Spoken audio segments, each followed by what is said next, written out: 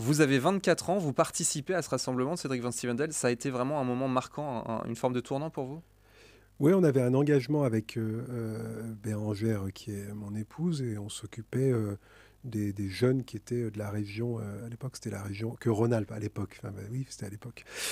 Donc, on était responsable de ce qu'on appelle le village. Donc, on était responsable de 2000 enfants avec leur animateur à Jambeville, dans un moment un peu rare, quoi, pour des gamins, de se retrouver à 25 000 d'une même génération autour de la question de qu'est-ce qu'on fait de notre vie et quels sont nos choix. Donc c'est sûr que c'est des moments qui marquent. Et celui que vous évoquez, Philippe Dacosta, c'est marrant parce que je l'ai vu il n'y a pas très longtemps, et il est maintenant président de la Croix-Rouge française. Donc c'est des parcours intéressants quand même de voir ce que ça donne sur la volonté de toujours s'engager.